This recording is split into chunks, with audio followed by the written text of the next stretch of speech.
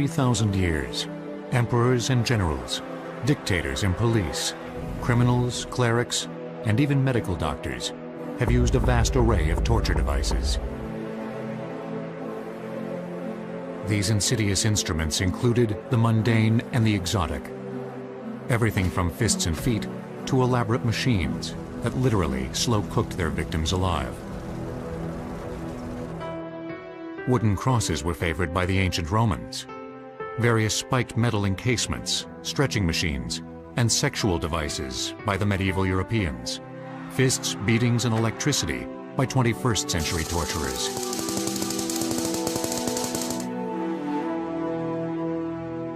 When it comes to a definition of torture and torture devices, there is little disagreement among experts. Under the UN Convention Against Torture, which was passed by the General Assembly in 1984, torture is defined as cruel, inhuman, or degrading activities against an individual for the purpose of extracting information or punishment or revenge or intimidation.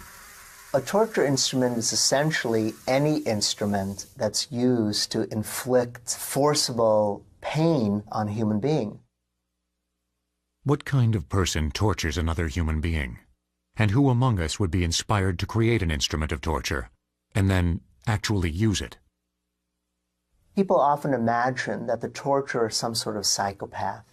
But in fact, torturers can be highly educated people who come out of universities, who have studied music and art and philosophy, and they can also be brutal people who come out of the prisons and are used by the state to act as torturers.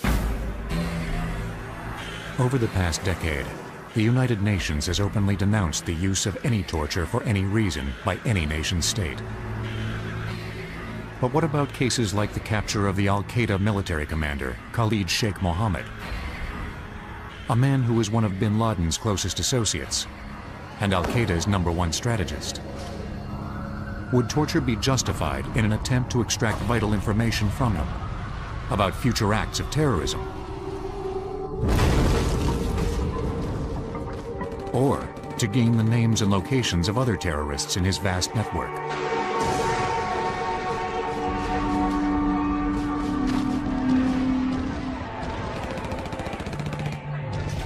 For anyone that thinks that torture is actually an effective device to get quality information, that's certainly never been proven by any experience in humankind for centuries.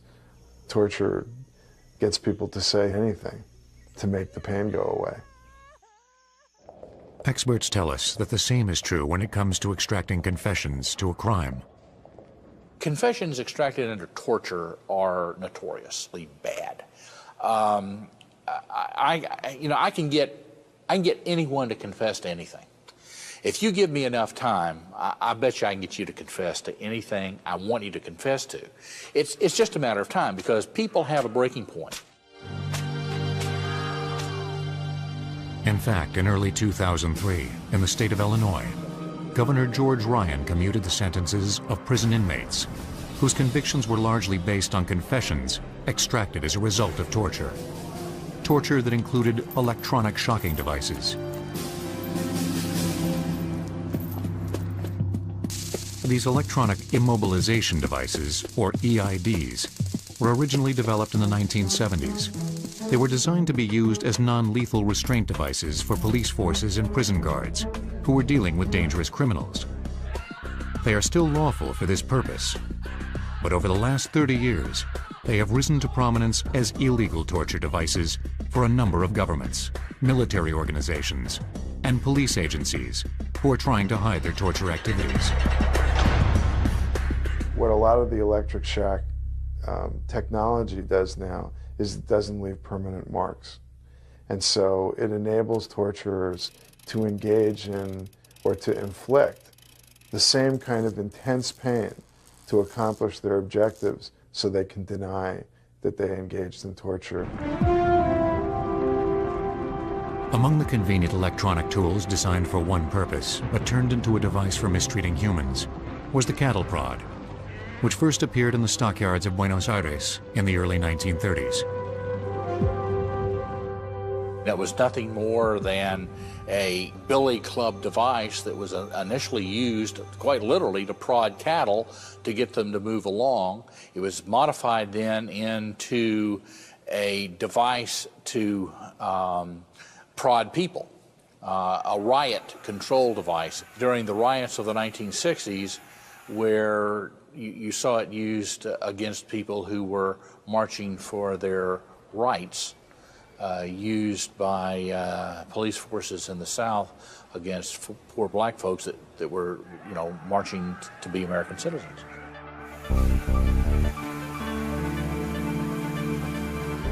A modern cattle prod delivers a mild shock at the point of physical contact by means of a low-voltage electric current sent across 2 electrodes. Experts say this small amount of electricity does not harm cattle, but it does deliver a reasonably painful shock to the smaller human body. Stun guns are another story. A stun gun is a small, very concealable handheld device that enables an individual to, who is in close physical proximity to another to deliver a debilitating charge of electricity to them. You actually have to physically make contact with the individual and this device to generally incapacitate them. About the size of a typical flashlight, stun guns have a fairly simple design. They generate a high-voltage, low-amperage electrical charge. The power source is ordinary 9-volt batteries that supply electricity to a circuit that includes multiple transformers. These components boost the voltage in the circuit, anywhere from 80,000 volts to a high of 720,000 volts. Enough electricity to trigger 1,000 garage door openers.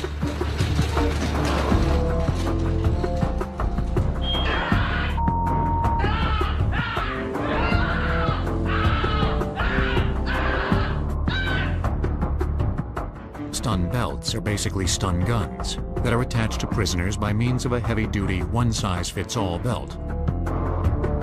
There is a remote control unit that activates this device from as far a distance as 200 to 300 feet.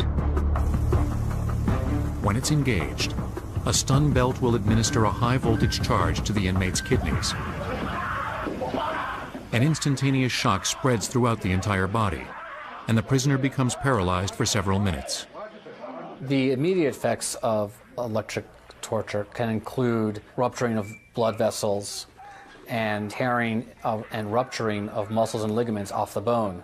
The long-term effects really depends on the system of the body that's affected. It's the kind of pain that causes people to urinate or defecate without control, to lose control of their muscles. It's the kind of pain that causes people to have ongoing mental health problems. In some countries, these more sophisticated electronic immobilization devices are difficult to obtain. As a result, torturers will use a cheap makeshift version, a couple of high-voltage batteries connected to a few cables or wires. One of the ways that torture has often been perpetrated, particularly against political dissidents, has been the use of electricity where electrical wires have been attached to genitals or fingers or toes or a person's head, using a generator or a battery or any sort of electrical device. Often what happens is that a person is splashed with water beforehand so that the electrical current will run easier into the body. The use of these devices to terrorize, to punish, to extract information and confessions leaves no visible trace. But the torture instruments of antiquity were not so deceptive.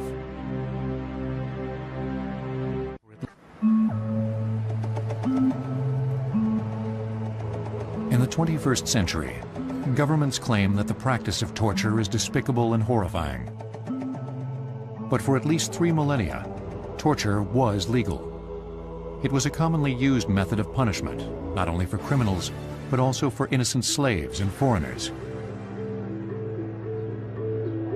Over 3,000 years ago, the Chinese Book of Wisdom known as the I Ching spoke of a punishment called the Shi Ho in this way. Shin Ho, biting through. His neck is locked in the wooden Kong. His ears are gone. Great misfortune. This punishment required a device called the Kong. It was used for minor criminal offenses well into the 20th century.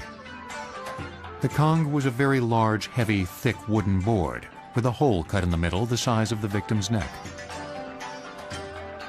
This bulky device was worn for as long as 20 or 30 days. It was never allowed off the victim's neck.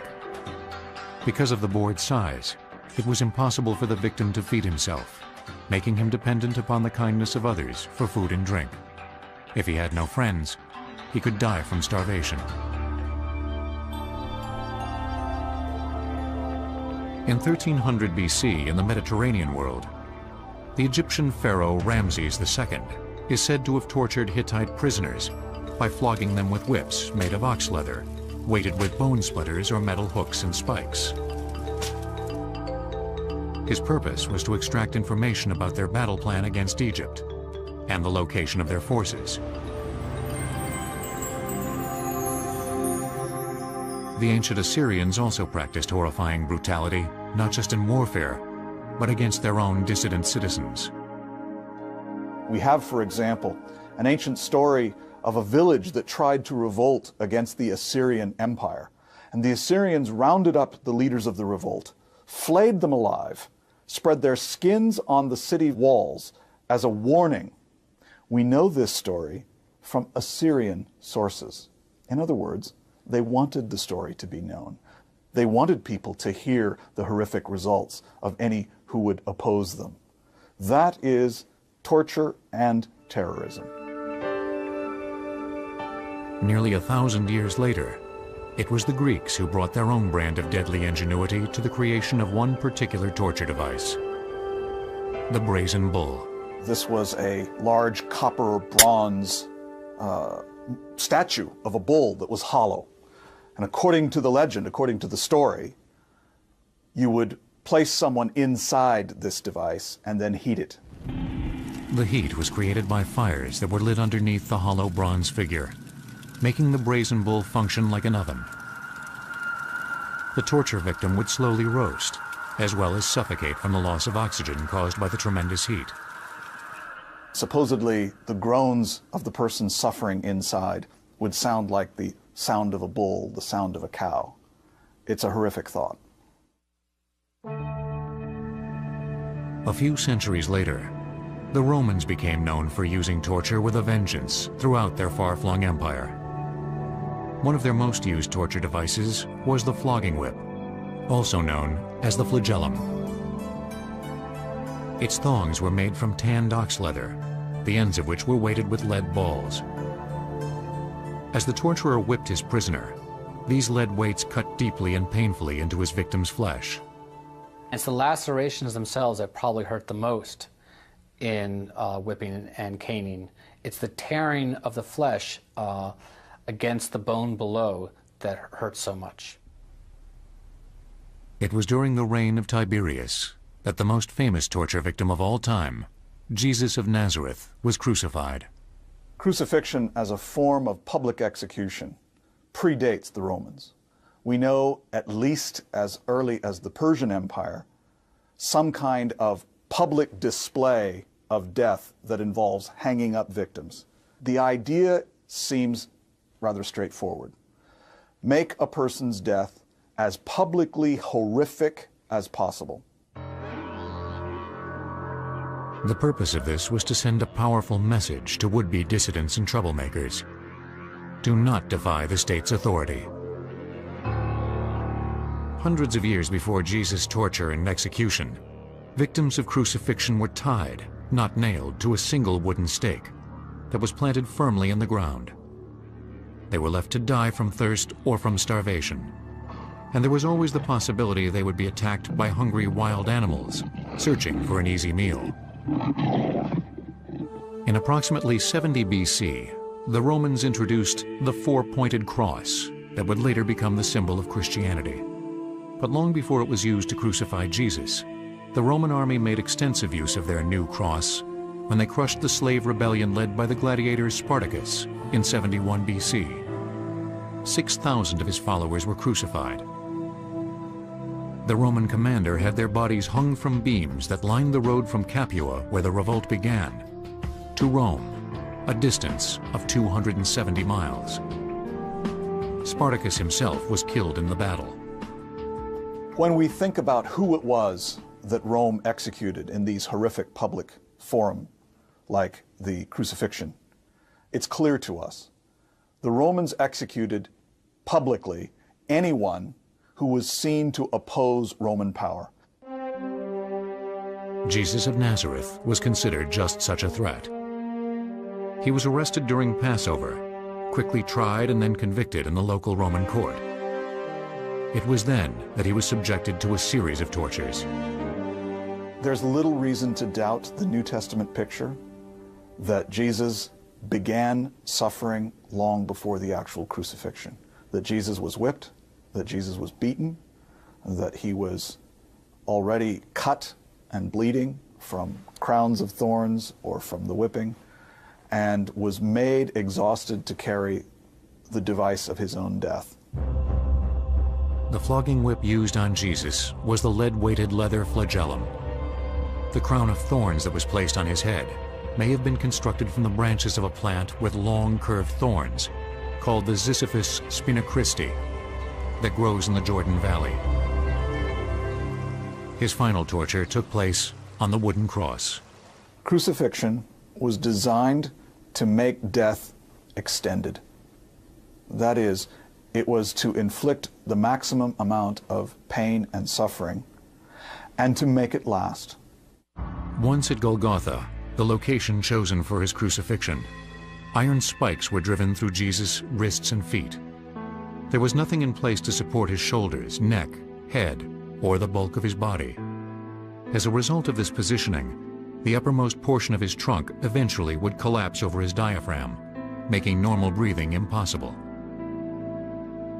The best guess seems to be that people die from asphyxiation, unable to exhale because of the paralysis of the pectoral and intercostal muscles.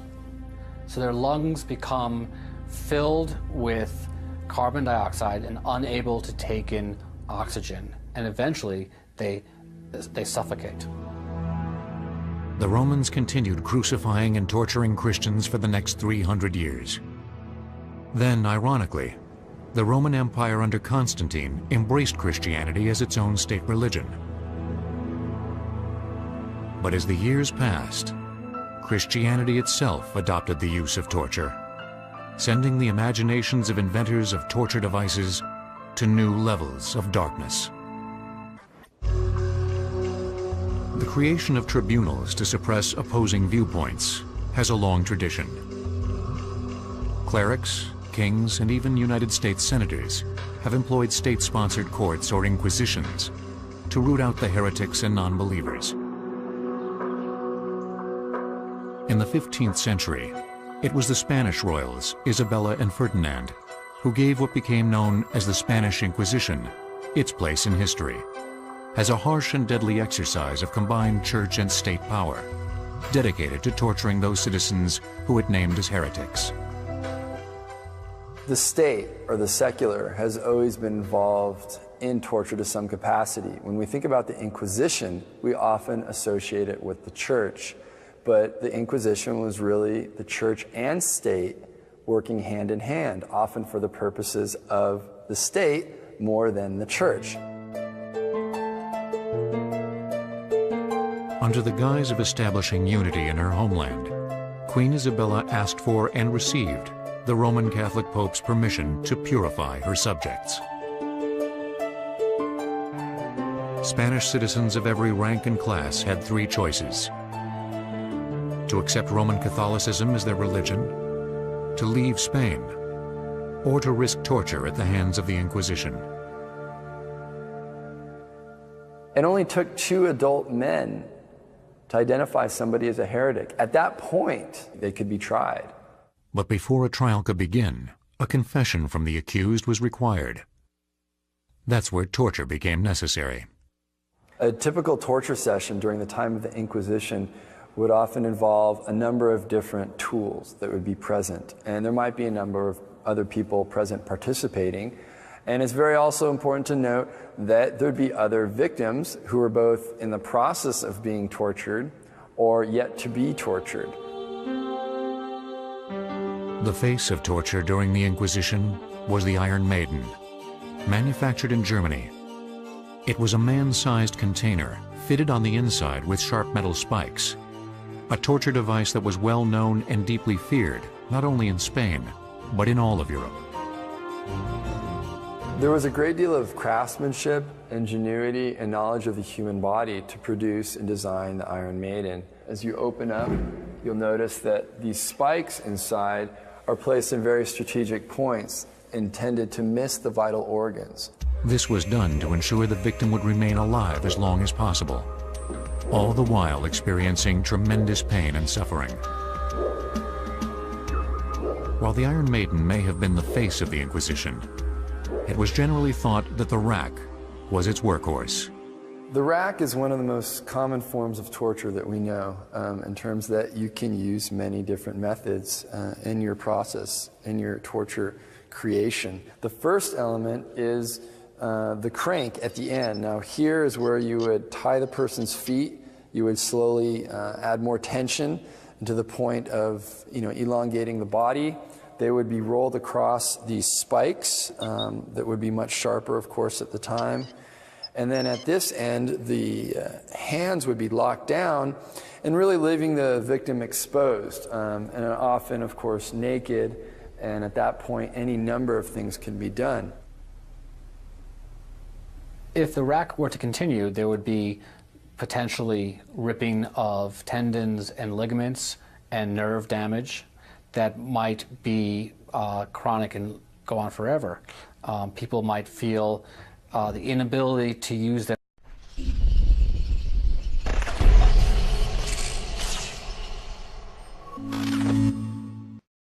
hands or their lower extremities. They might feel numbness, constant pain in their fingertips or toes. Ultimately, the rack was designed to slowly tear the victim's limbs out of their joints, the legs out of the hip joints, the arms out of the shoulder joints. The design of torture instruments changed as technology became more advanced. During the 1800s, a chair, completely forged of hardened metal, made its appearance. Simply called the interrogation chair, it soon became common throughout Europe. The primary function would be to sit you down. You're sitting on these spikes, which are obviously not comfortable. This bar would lock down your chest. Your wrists would be held down as well, and then your legs would be clamped. Once sitting in the chair, chances are it's not going to be too long before you begin to talk. I would guess that certain people would begin to talk before they sat in the chair. I mean, it's very ominous. You wouldn't want to be here. The second major torture mechanism in the design of the chair, actually, is that it can be heated. All the metal spikes that you see conduct heat. Fire would be placed underneath the chair, bringing this intense, hot feeling. Thumb screws and finger screws were another highly engineered torture device. Machine-tooled to mechanical precision, they worked like a pair of nutcrackers. The way it would be used would be to place the fingers or knuckles inside the two bars, slowly increasing pressure until the proper amount of pain was necessary to get the information that you might want from the victim. The thumb is the most important finger you have. So to actually crush the thumb makes you almost useless as a manual laborer. So it's got tremendous value in that way. It's also a very sensitive part of your body. The nerves are highly dense in the fingers, so that crushing nerves in the fingers causes significant pain. A few torture devices seemed to go beyond ordinary tools of pain and suffering. Perhaps the most dreadful instrument of such debauchery was the pear. What's amazing about this piece in particular is the amount of work that went into it. It's made of bronze, it's cast, and it took a bit of ingenuity and technology, especially for the time period. Like many torture instruments, they're multifunctional. In an oral capacity, it would be placed into the mouth and slowly opened for those who had uttered heretical comments. Now, for those who had committed homosexuality, it would be placed in the rectum. And again, slowly opened, increasing the pain. In the case of women, it'd be placed in the vagina, and again, slowly opened, and to the point where these points would puncture the uterus. Across the Atlantic, in the New World, Native American nations had mastered the use of torture devices that were far less elaborate than the Iron Maiden or even the rack. But the basic reasons for torturing prisoners remained the same: to punish and to terrorize. In the East Coast, we do find lots of evidence of using shells to flay people alive, usually while they're tied to a stake. And oftentimes that was followed by burning or boiling the stripped flesh in front of the victim. Among the Algonquin, it was the men who would capture the victims and tie them up. But it was often left to the women to perform the actual torture. Some of the burning was akin to what was happening in Europe in terms of burning at the stake. Having a low heat fire slowly smolder under the victim's feet. Other times the torturers would insert pieces of wood into various parts of the body and set them on fire. There's accounts of people placing them under the fingernails, in the mouth, in the ears, in the nose, anywhere where you could have a non-fatal burn, so to prolong the agony of the victim. Very often, the length of the torture itself was determined by the victim's behavior. There was honor for those who stoically accepted the pain. It's the people who cried out, who expressed some sort of fear. They could expect a much longer torture session before ultimately being killed, but usually death was the ultimate result. By the mid-19th century, in Europe, Great Britain, and the United States, there was a groundswell of popular sentiment against torture. In 1864, the Geneva Convention was drafted. It was an international agreement that, among other things, prohibited the use of torture. But rather than bringing the practice to an end, it would slowly drive it underground.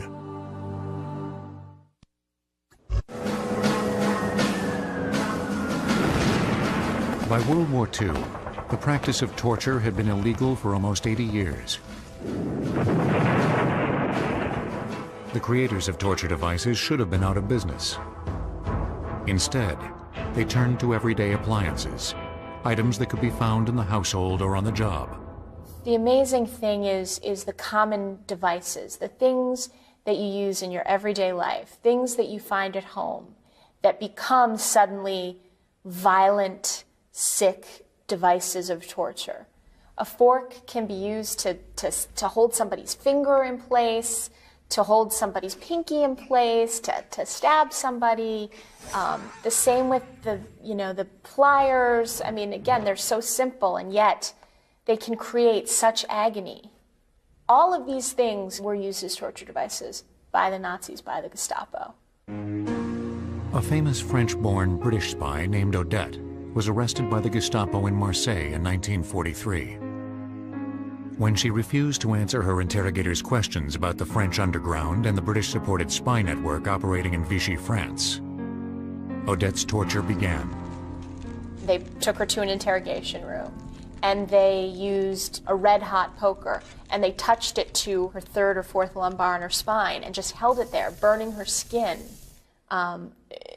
for up to minutes, and they pulled her fingernails out very slowly, fingers and toenails, one at a time, with pliers. In spite of the wretched pain and heavy discharge of blood, Odette refused to give up her comrades, who she knew faced certain death. Even though she was herself sentenced to death, Odette somehow turned up in a concentration camp for women and survived the war. Most Gestapo torture victims knew they were being tortured because they had verbal secrets their torturers wanted. But a small group of victims at Auschwitz concentration camp had no idea that they were being tortured because they had medical secrets locked away in their bodies. The notorious Dr. Josef Mengele tortured his victims in the name of science. The devices he employed were the common tools of a physician: scalpels, forceps, and surgical scissors.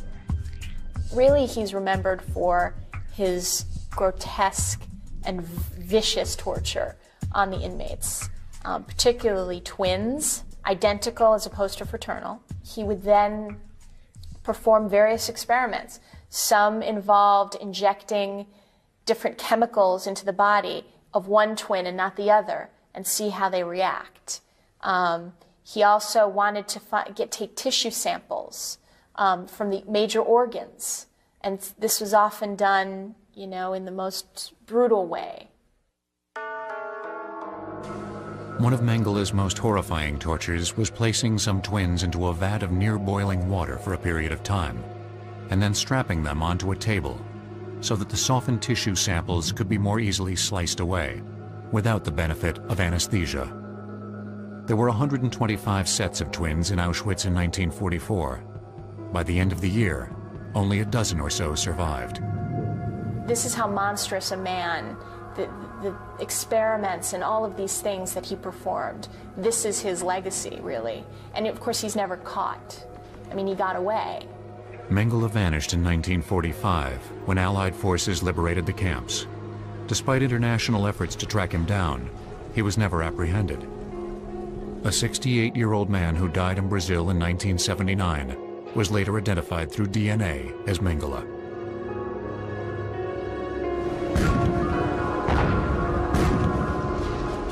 In the Pacific during World War II, wherever the Imperial Japanese forces were victorious, the people of that nation were often tortured. It made no difference if the victims were civilians or military POWs. The most common instruments of punishment were the canes and whips they used to flog their prisoners. Some POWs were hung upside down by their feet, while urine or iodine was poured directly into their nostrils or down their throats. In January 1942, when the Japanese invaded the American-held Philippine Islands, American civilian expatriates were arrested and imprisoned. The first civilian the Japanese took into custody was a middle-aged, stubborn Kentuckian who had been slightly crippled from polio. His name was Roy Bennett, a respected journalist who had refused to stop criticizing the Japanese government's violent empire building. His wife and two daughters were also arrested and placed in the Santo Tomas internment camp in Manila. He had been the editor of the Manila Daily Bulletin, which was the most influential English language newspaper in the Far East. And he, as an influential person saying negative things against the Japanese, and he was very harsh, very loud prior to their coming in. Bennett was incarcerated in Fort Santiago, an ancient dreary prison reserved for civilian political prisoners. It had been a fortress built by the Spanish when they were in charge of the Philippines, when they owned the Philippine Islands. And it was exactly what you would think of as a Spanish dungeon and fortress. Bennett's Japanese captors wanted to use him as a propaganda tool, to torture him into admitting he had been gravely misguided when he spoke out against the Japanese government. One of the tortures that was used on many of the political prisoners was inserting a bamboo sliver deep under the fingernail and then lighting it. But probably the most common physical torture was simply beating them. The beatings were administered by just about anything at hand, including their hands. They would use clubs, bamboo canes, the flat side of a bayonet, just anything that they could use to inflict great pain. As Bennett and other civilian, political, and military prisoners suffered, the Japanese were also torturing Filipinos who remained loyal to the Americans. It was not uncommon for a Japanese soldier to take a baby from its mother's arms, from its Filipino mother's arms, throw it in the air, and catch it on the bayonet. It was not uncommon for the soldiers to rape the women, to execute or torture a Filipino man in front of his family, or to torture the Filipino wife and children in front of the man.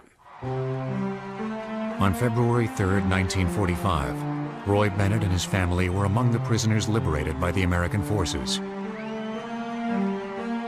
2 weeks later, they returned to the United States. The torture really never ends. It is always with the person who's been tortured. They relive it all the time. They have to decide why it is that they lived and others died. The screams are as real to them 20 years after the fact as they were when it was happening to them. According to his family, Roy Bennett carried the psychological scars of his torture until his death in 1967. 35 years later, and 3,000 miles southwest by way of the South China Sea, a gruesome discovery was made. It was in Cambodia in 1978 that the invading Vietnamese army found Pol Pot's secret prison. He called it S-21. It was used as a secure location to torture Cambodian prisoners he believed were counter-revolutionaries. This was a secret place because the whole business of what the government was doing was kept a secret from most of the people in the country most of the time, particularly as it involved torturing and killing people who were accused of being enemies of the state. A prison archive was meticulously maintained. Within its pages are entries that reveal appalling acts of torture carried out against its inmate population. What you have here is an interrogator's appendix to a confession. In other words, it's a rare kind of document. You get very few of these documents where an interrogator tells you what he did in sequence. On the morning of the 18th of August, 1977, I decided, this is the interrogator speaking, I decided to employ torture. I watched his morale fall while I administered torture, but he had no reaction. In the afternoon of the 21st, another day later, I pressured him again using the electric cord. He was given 2 or 3 spoonfuls of to eat. That would be human excrement. And after that, he was able to answer questions, etc. That night, I beat him again with the electric cord. It's an incredible quotation, as you see. Besides being forced to eat feces, prisoners also were forced to drink urine, were subjected to electric shocks, and suffocation with a plastic bag. One of the many clients that I have worked with from Cambodia, he had a plastic bag put over his head during the course of an interrogation session. It was put over his head. They would ask him a question. He would not answer. They would put it over his head, and he would nearly suffocate.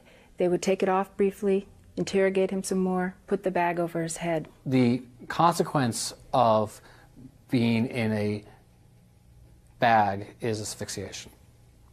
The person who's asphyxiated loses consciousness. They may lose consciousness and come back to, and the torture continues.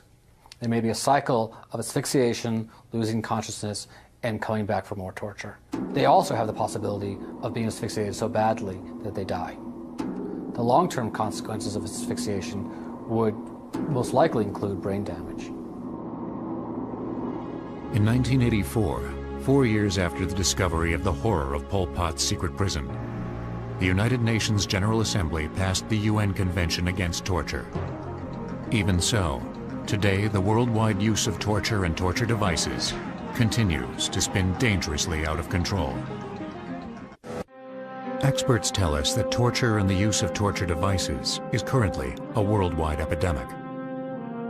According to Amnesty International, 75% of the world's governments have employed torture since the beginning of the new millennium. Electronic shocking devices, beatings, and psychological abuse top the list. And there is an ever-increasing array of ordinary objects that are not technology-driven, but that are used as instruments of torture simply because they are available. Among the most disturbing may be sexual torture. Vaginal penetration, sodomization. Men and women are subjected to rape as a form of torture. A famous example of that is the Coke bottle. Coca-Cola bottles were used in Latin America to be inserted in victims' anuses. Why? Because when the person was let go from the prison, the Coca-Cola bottle is ubiquitous. They could not go anywhere without seeing it, and therefore being reminded of their torture. The most accessible contemporary torture devices are fists, feet, whips, and canes. It may be for this reason that beatings are among the most common form of torture in the world today, especially where there is religious persecution, in countries like Egypt, Pakistan, the Sudan, and China. One famous form of torture that occurred for a long time and still occurs throughout the world is falanga, which is the beating on the soles of the feet with a blunt object like a cane. What happens short term is tremendous pain and bleeding in the bottoms of the feet. But after that heals, for months and even years afterwards, the torture survivor has pain just walking on their feet. Beatings are sometimes accompanied with degrading acts of obscenity. A somewhat typical incident involved 3 Ethiopian women. First of all, they were stripped of their clothing. They were hung upside down by a pole, just an ordinary pole. And then they were whipped with cords. When they screamed, they would have socks put in their mouths. Sometimes they would be bloody socks, sometimes vomit-filled socks, and this is a very typical form of torture. In my experience, there are a wide range of implements and other objects that have been used to torture individuals. To name a few, iron bars, sometimes that are heated up and applied to the body, cigarette butts, batons are quite common, rifle butts. I've had clients who have been, their bodies have been pressed against hot burning radiators. Often the key to the successful use of a torture device is the torturer's skill in keeping his victim alive. Persons who have been tortured, certainly those who are being tortured for political purposes, are sent out into the community as symbols of what will happen to others if they continue to be in opposition. You need to be alive for that, and you need for the community to see you as a broken person. The use of torture devices remains a shadowy business. While civilization's enemies may be arrested and tortured, legions of innocents are left to suffer the same fate, sometimes for years on end. With the threat of violence on the increase, it is likely the use of torture devices will increase as well. Ultimately, what people can really do to help resolve the issue of torture in our world is to gain a new understanding of it, to accept that it exists, and to become educated, because it's real. And the more educated we are about it, the more likely we are to do what we can to resolve it. This is a dark side of our humanity that we need to deal with and better understand.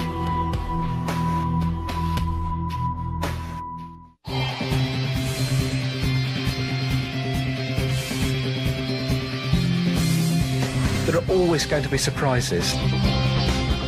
You don't have to speak the language to be able to interact with people. Knowing that can make you look at history in a new and